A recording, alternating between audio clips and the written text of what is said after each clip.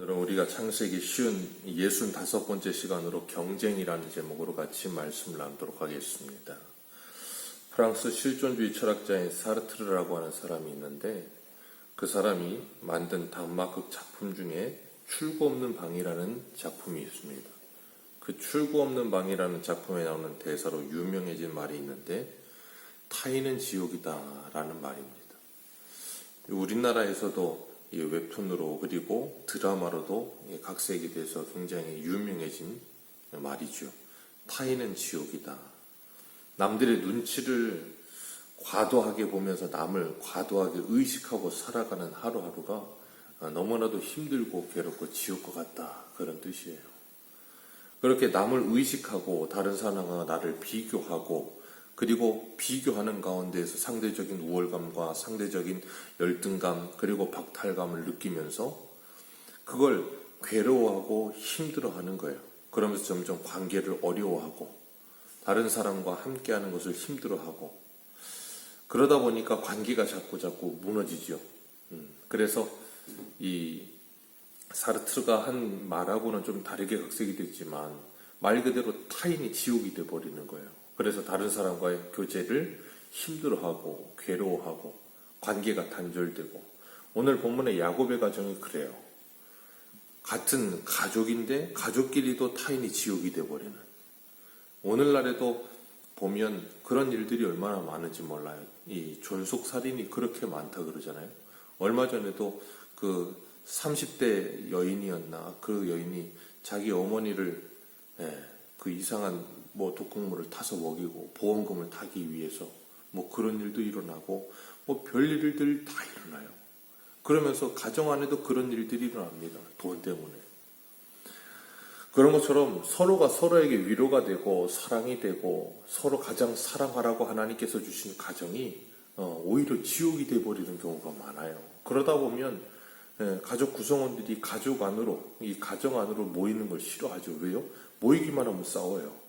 모이기만 하면 분란이 일어나고 서로 사랑해야 되는데 이 청소년들 그리고 어린이들의 이 폭행이나 아니면 이 어려움들 당하는 걸 보면 거의 대부분이 가정에서부터 그런 일이 일어난대요.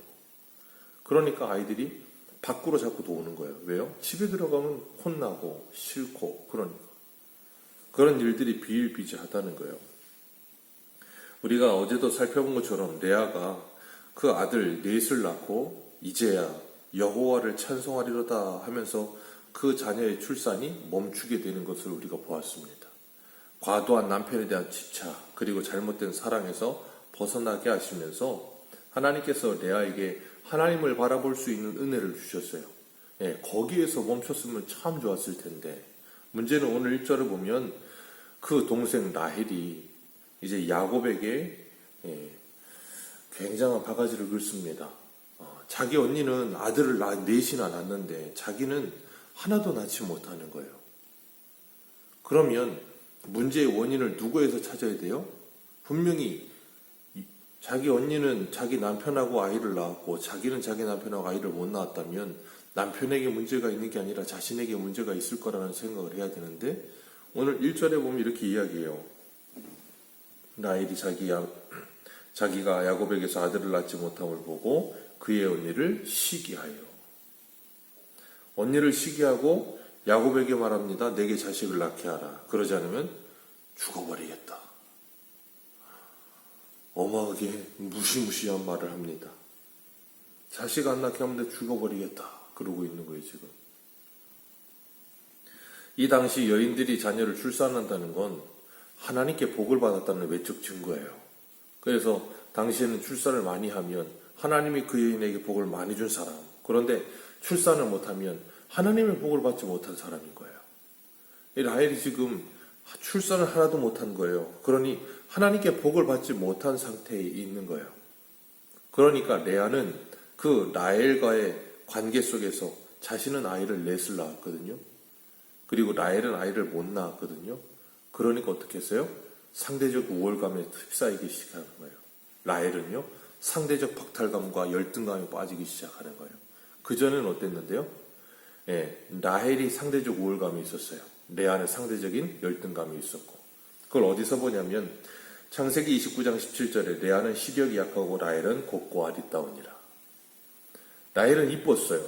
레아는 별로 라헬보다 이쁘지 못했습니다. 그래서 야곱은 라헬만 사랑했어요.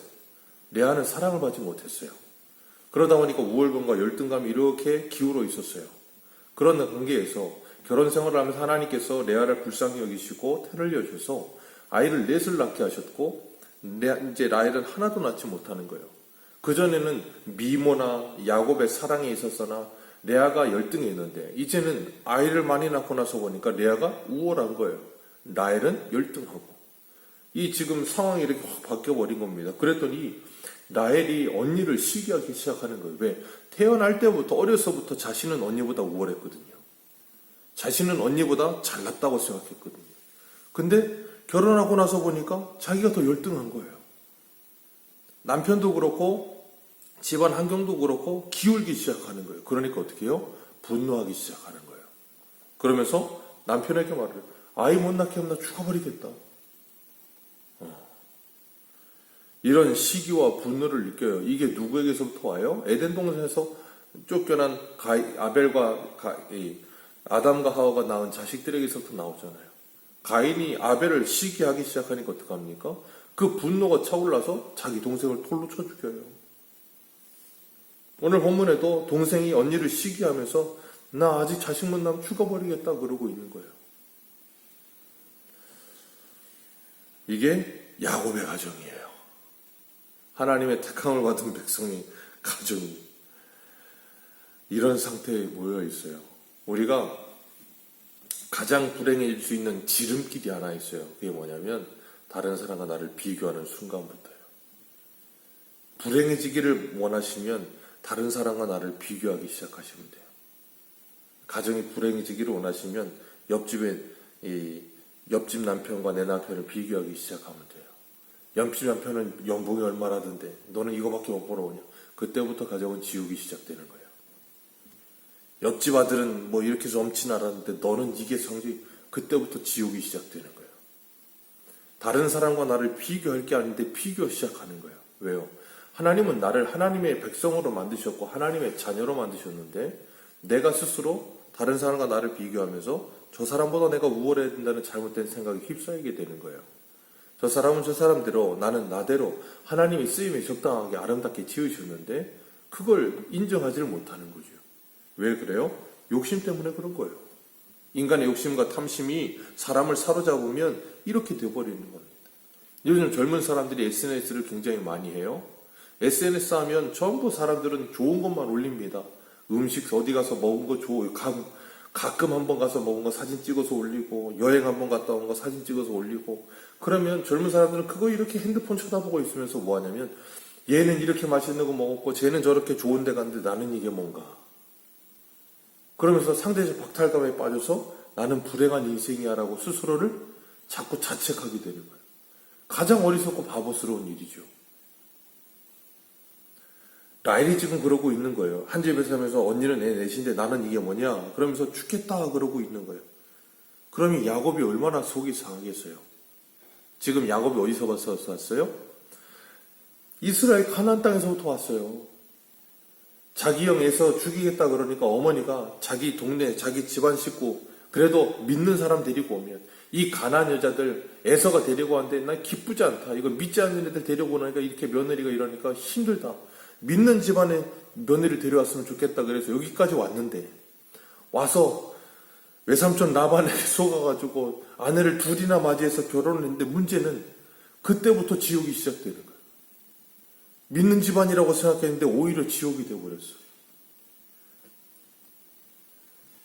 그러니 외삼촌은 나를 계속 속이고 20년 동안 나를 속이고 있고 집 안에서는 두 여인이 자식 문제 가지고 서로 경쟁을 하면서 싸우고 있고 야곱이 어디 가서 위로를 받을 수 있을까요? 위로를 받을 데가 없어요. 밖에서는 외삼촌이 자기를 못 잡아먹어서 안달이고 집에서는 두 여인이 자기를 못 잡아먹어서 안달이고 야곱이 아마 지옥 같았을 겁니다. 왜 그래요? 인간적인 생각과 경쟁에 휩싸이는 순간부터 지옥이 시작했기 때문에 그래요. 우리도 어려서부터 경쟁합니다. 경쟁에 놓여 살아요. 어려서 애들이 밥 안 먹으면 뭐라 그래요? 아, 이거 옆집에 누구 줘야겠다. 그럼 애가 그냥 먹어요, 그거를. 왜요? 걔 주기는 아까운 거야. 그러니까 먹고 싶지 않은데도 먹고 싶은 마음이 들게 만드는 거예요. 그러면서 자라면서 어떻게 해요? 공부할 때도 서로 경쟁합니다.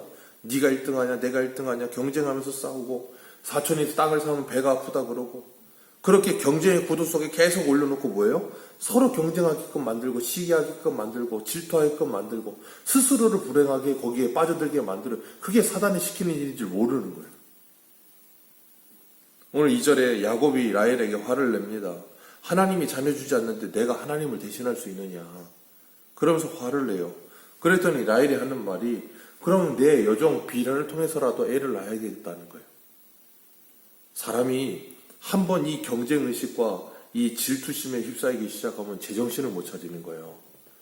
아니, 자기가 못 낳았다고 자기 시녀를 들여보내서 애를 낳겠다는 생각을 갖는 거예요. 이게 믿는 집안의 모습이라고 지금 이러고 있는 거예요, 지금. 얼마나 비참합니까? 아들을 얻을 수만 있다면, 자기 누나를, 자기 언니를 이길 수만 있다면 수단 방법을 가리지 않겠다는 거예요. 하나님께서는 이 집안의 이런 상황 속에서도 비라를 야곱에게 주었더니 이 비라가 야곱을 통해서 아들을 낳게 하세요. 그리고 라헬이 그 아들의 이름을 단이라고 짓습니다. 이 단이라는 뜻이 억울함을 푼다라는 뜻이거든요. 하나님이 누구의 억울함을 푸셨다는 거예요? 자기 억울함을 푸셨다는 거예요. 그러면서 하는 말이 뭐예요? 6절에 보니까 하나님이 내 억울함을 푸시려고 내 호소를 들으사 내게 아들을 주셨다. 우리는 이걸 뭐라 그러는가 하면 내가 복음이라고 하는 거예요. 하나님은 이런 의도로 주신 거 아니에요. 근데 라헬이 그 극심한 질투심과 경쟁 구도 속에 빠져서 이 눈이 돌아버리니까 아들 하나님 주셨는데, 그래, 하나님이 내 억울함을 들어주는구나. 그런 식으로 자기 좋은 대로 해석을 하는 거예요. 그러니까 큐티의 위험성이 여기 있는 거예요. 말씀을 갖다가 자기 좋은 대로 풀어요. 그리고 자기 좋은 대로 적용을 해요. 그러면 안 되는데. 그리고 라헬이 비라를 통해 두 번째 아들을 낳습니다. 그리고 이름을 납달리라고 지어요. 자기가 이름을 지어요. 남편이 이름 짓는 게 아니라. 그리고 뭐라 그래요? 내가 언니와 크게 경쟁하여 이겼다. 애 낳는 걸 경쟁이라고 생각해요. 둘 낳아놓고 자기 언니는 넷을 낳았는데, 자기가 낳은 것도 아니고 자기 몸종을 통해서 둘 낳아놓고 하는 말이 언니와 경쟁해서 이겼다. 그러니까 지금 생각해 보세요.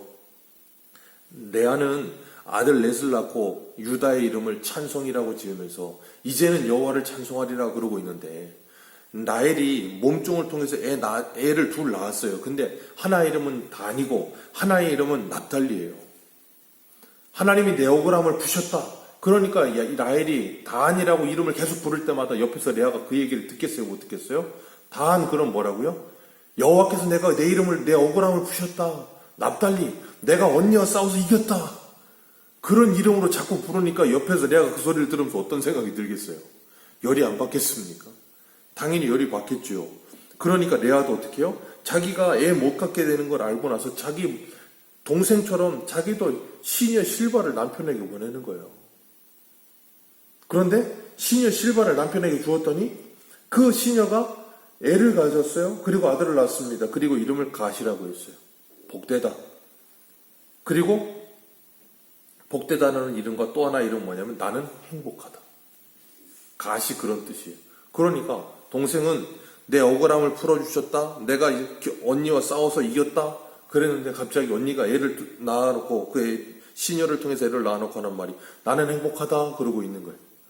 그러면 그 옆에서 그 이야기를 듣는, 그래서 가시라고 부를 때마다 나는 행복하다 나는 행복하다 들으면 라헬이 어떻게 했어요? 또 열이 받는 거예요.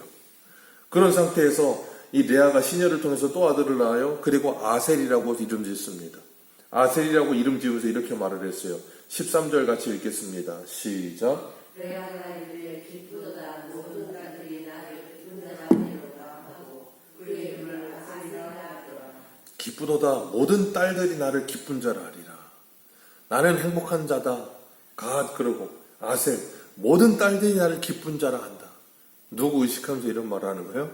자기 동생 의식하면서 이런 말 하는 거예요. 그러니까 라헬도 레아도 서로 지금 뭐예요? 전에는 남편 같겠다고 싸우고 있다가 이제는 서로 누가 많이 낳냐, 누가 더 좋은 아들 낳냐, 이런 식으로. 그러니 생각해 보세요. 이 아들들은 이름이 이렇게 돼 있으니 어떻게 했느냐고요. 옛날에 우리나라도 그랬잖아요.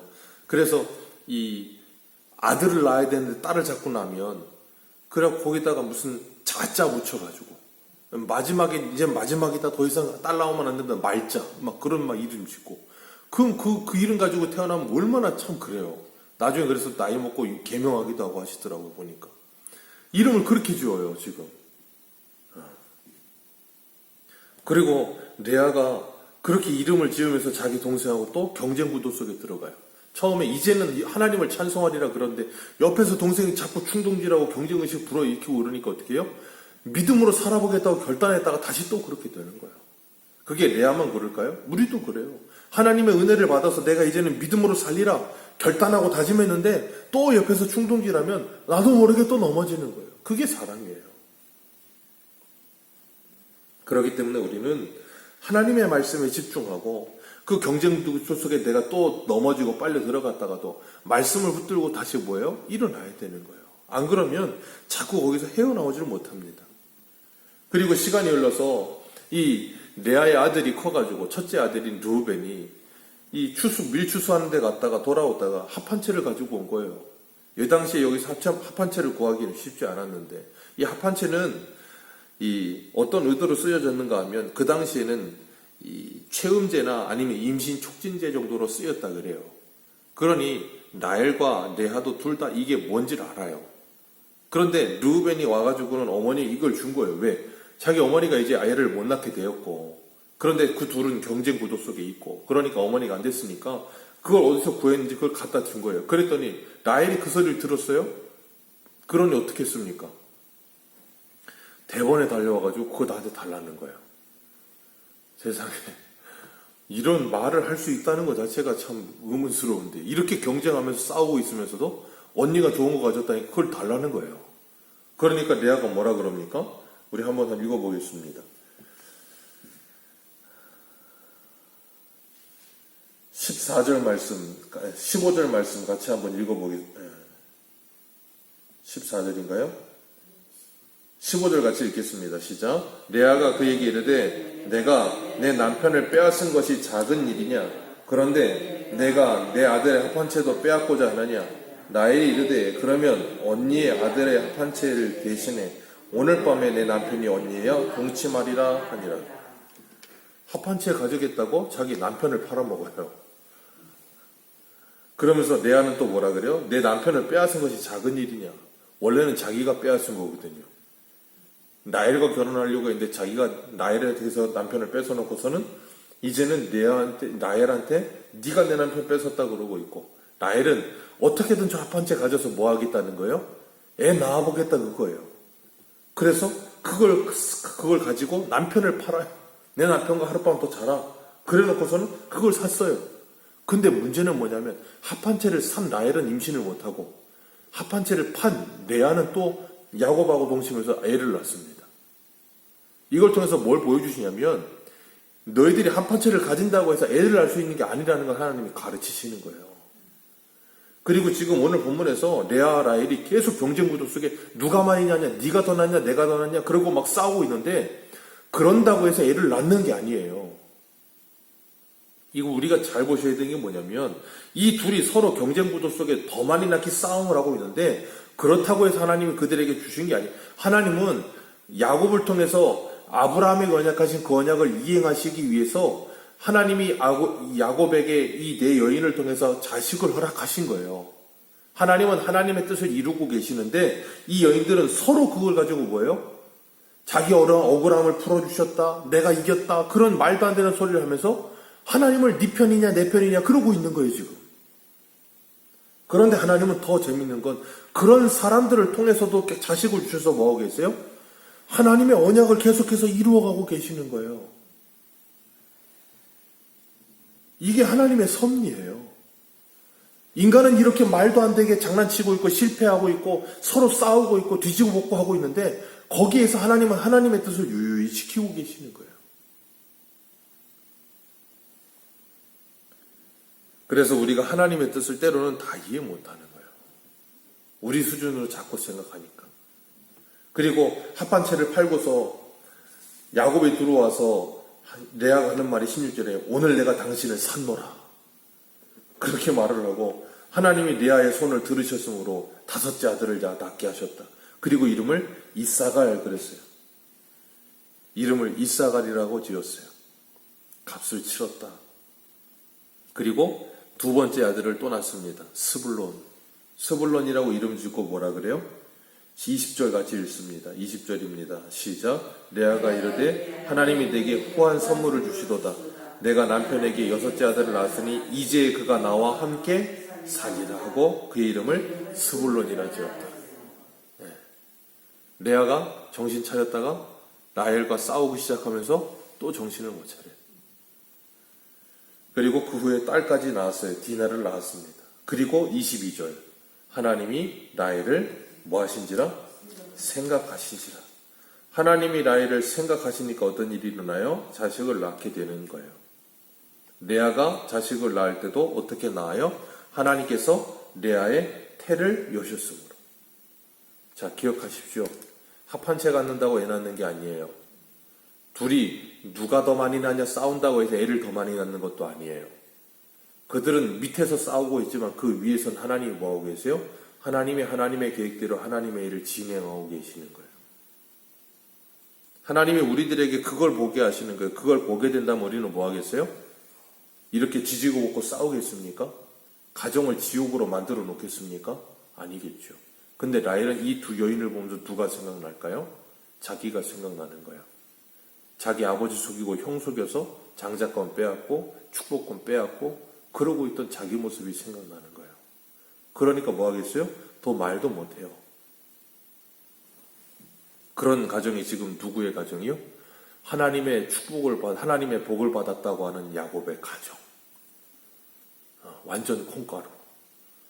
집에서는 아버지 속이고 형 속이고 형은 나 죽이겠다고 그러고 있고 그래서 형 피해서 여기까지 도망왔는데 여기 왔더니 여긴 더해.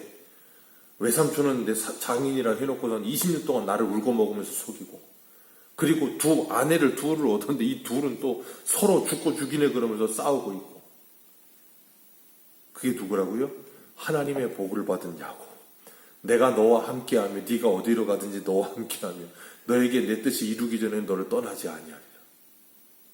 그게 뭐라고요? 하나님의 연단의 과정. 야곱이 이스라엘 되어져가는 과정. 어떻게 해요?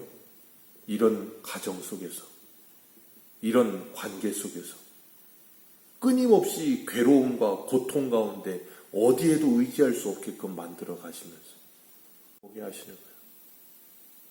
어떤 곳에도 정을 둘 수 없고 어떤 곳에도 마음을 둘 수 없는 상태. 가장 가까워야 할 가정에서까지 하나님이 그렇게 홀로서게 철저히 홀로서게 만드셔서 하나님께서 그 야곱을 통해 하나님을 만날 수 있도록 하나님 복을 주시는 거예요. 22절 말씀 한번 읽어보겠습니다. 22절 같이 읽습니다. 시작.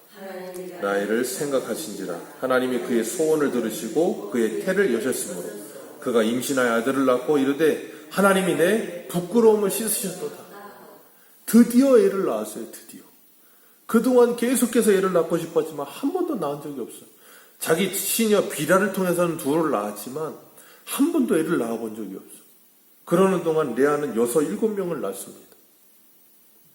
그러다가 드디어 아들 하나 낳고 하나님이 내 부끄러움을 씻었다서 그리고 이름을 뭐라 그랬어요? 요셉. 이름을 요셉이라고 지었어요. 그 이름의 뜻이 뭐예요? 24절 같이 읽습니다. 시작. 그 이름을 요셉이라 하니 여호와는 다시 아들을 내게 더하시기를 원하노라 하였더라. 더하여 주심. 그게 요셉이에요. 그리고 하나님은 그 라헬의 그 자기 언니와의 이 경쟁 구도 속에서 드디어 이를 낳아놓고 나서는 더 주십시오 그랬는데 정말로 그 라헬의 요구대로 더 주셨죠. 그리고 마지막 베냐민을 낳다가 라헬은 죽습니다. 난산 속에 베냐민을 낳고 죽어요.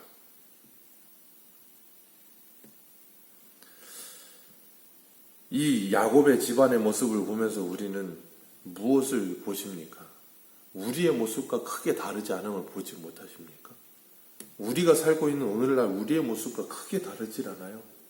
예, 가정에 불화도 있고 서로 싸우기도 하고 암투와 시기 질투와 막 형이 동생을 얼마 전에는 서울에서 유산 문제 가지고 남동생이 누나를 때려가지고 죽이고 뭐 말도 안 되는 일들이 여기만 있습니까? 여기도 있어요. 하나님이 그걸 통해서 뭘 보세요? 사람이 이렇다는 걸 보여주시는 거예요. 이렇게 말도 안 되는 집안 싸움과 이런 말도 안 되는 일들이 아브라함부터 시작해서 자기 아내를 누이라고 팔아버리고 하나님은 그 아내를 통해서 약속의 후손을 주시겠다는데 아브라함은 그런 말도 안 되는 실수를 하고 그런 일을 저지르고 애굽에서 그러고 그랄에서 또 그러고 이삭은 또 자기 누이라고 속이고 또 그러고 있고 야곱은 결혼했더니 이런 일들이 일어나고 있고 그런데도 불구하고 하나님은 아브라함과 이삭과 야곱을 통과하면서 누구의 언약을 이루고 계세요? 하나님의 언약을 이루고 계시더라고요. 우리들도 그 세 사람의 가정 속에 아니면 나중에 또 나오는 요셉의 가정 속에 그 어디에 있든지 우리도 그 중에 어디 한 군데에 들어가 있는 중에 하나일 거예요. 그런데 그런 가정 속에서도 하나님은 뭐하고 계세요? 묵묵히 하나님의 일을 이루어가고 계세요. 그래서 우리가 어저께 웨스트민스터 소요리 본다 신앙고백 싸움에서 보았잖아요. 하나님께서 자기의 언약에 신실하게 그 일을 이루어 가시는 거예요. 실패하지 않으시고. 우리는 실패합니다. 쉼 없이 실패하고요. 낙심하고요. 좌절하고요. 때로는 하나님의 계획과는 상관없이 하나님의 말씀마저도 내가 원하는 대로 해석을 하면서 내 좋은 대로 말씀을 끌어다가 쓰기도 하는데 하나님은 하나님의 택한 백성을 뭐 하세요? 책임지세요.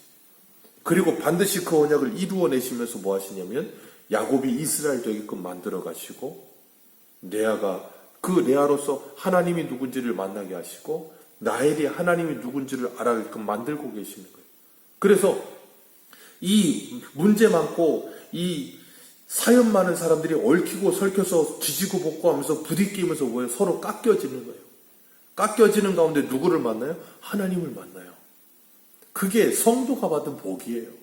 세상 사람들은 그 복을 못 부르는 거예요. 그 사람들도 우리와 똑같이 깎이고 서로 부대끼고 그런데 그 사람들은 부대끼다가 원수돼서 끝나고 하나님의 백성들은 서로 부대끼고 지지고 볶고 싸우다가 나중에는 결국은 하나님을 만나서 뭐예요? 화해하게 되는 거예요. 그게 하나님이 주시는 복이에요. 그렇기 때문에 하나님은 이 야곱의 두 아내와 두 몸주 시녀들을 통해서 누가 만들어지게 하세요? 12지파가 만들어지게 되세요. 그 12지파가 어떻게 만들어지는 과정이 어떻습니까? 우리가 그냥 생각하는 것처럼 그렇게 아름답습니까? 멋있습니까? 아니요. 이런 모습으로 나아요. 그런데 하나님은 이들을 통해서 하나님의 12지파가 되게 하세요. 그래서 하나님 앞에 아무 육체도 자랑하지 못하게 하시는 거예요. 그것이 우리들의 모습이라는 걸 깨닫게 하시고 우리가 이 땅을 살아가면서 때로는 경쟁심을 불러일으키고 경쟁의 구도를 놓고 시기 질투하고 그런 사람들이 가득한 세상을 살면서 내가 어떻게 살아야 하는가를 생각하는 거예요. 지지고 볶고 경쟁하고 아무리 싸워봐야 우리 뜻대로 되는 게 아니구나. 하나님의 뜻대로 되는 것이구나 하는 걸 깨닫고 나면 뭐 하겠어요? 더 이상 그러지 않는 거예요. 그러고 나면 어떻게 되겠습니까? 그걸 깨닫는다면 어떻겠습니까? 레아는 아들 없는 라헬을 보면서 긍휼히 여기는 마음이 안타까이 여기는 마음이 될 거고 라헬은 남편의 사랑을 못 받고 사는 언니를 보면서 긍휼히 여기는 마음이 들기 시작할 거예요. 경쟁의 나라가 아니라 이제는 긍휼의 나라로 변화되는 거예요. 우리가 주님 안에서 우리도 그동안 경쟁의 나라 속에 살았다면 이제는 거기에서 벗어나서 긍휼의 나라 속에 살아가면서 주님의 마음을 품고 살아가는 저와 여러분들 되시기를 축복합니다. 오늘 본문을 보세요. 이 본문 중에 그 세 사람 중에 누구 하나 하나님께 기도하는 사람이 없어요. 오늘 우리가 이 아침에 하나님께 기도하면서 내가 그동안 이런 경쟁의 구도 속에 살아왔다면 하나님 긍휼의 나라를 주님의 마음을 품고 살게 해 주옵소서. 기도하며 하루를 시작하시기를 축복합니다. 기도하겠습니다.